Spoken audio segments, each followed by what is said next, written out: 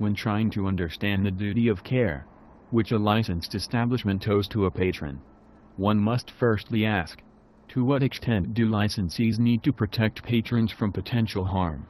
Whilst there are various risks that may arise in a licensed premise, for example, contaminated glasses and spills on the ground, to list a few, we here at Association of Licensed Venues want to showcase the state of liability in regards to the provision of crowd controlling services by licensed venues.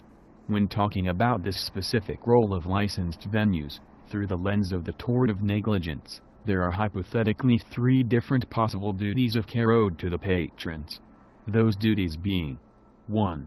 Protecting the patron from the actions of third parties by means of intervention of crowd controllers. 2. Protecting the patron from the actions of crowd controllers or employees that are vicariously liable. 3. Protecting the patron from the consequences of their own actions in an intoxicated state.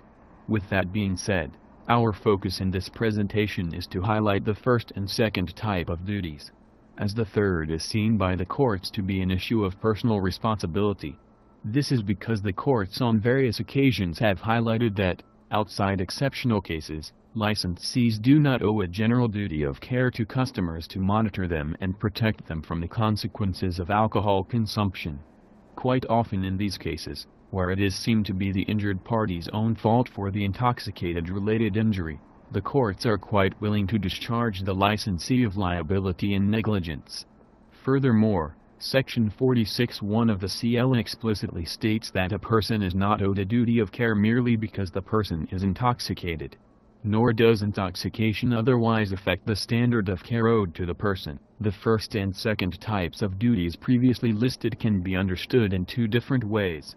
The first duty covers circumstances where a venue may be held negligent by failing to provide active intervention in violent situation, whereas the second type of duty covers situations where there is a passive approval by management for intentional torts. This creates vicarious liability of the intentional torts conducted, or might be conducted, by their crowd controllers, employees.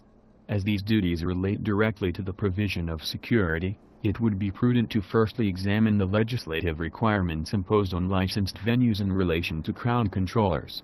When talking specifically about licensed venues in the Brisbane metropolitan area, whose principal activity is the sale of alcohol, it is a condition of license that a licensed premise must, at a minimum, ensure that they have the required number of crowd controllers in maintaining order in and around the licensed premises during hours off trading beyond 1 a.m. The required number of crowd controllers can be found under Section 37C of the Liquor Regulation Act 2002. Outside of the Brisbane City Council area, licensees must comply with security requirements as per the conditions of their individual licenses. Now on to our main focus of negligence. Like previously mentioned, we wish to showcase 2 possible negligent activities that a licensed venue may be liable for.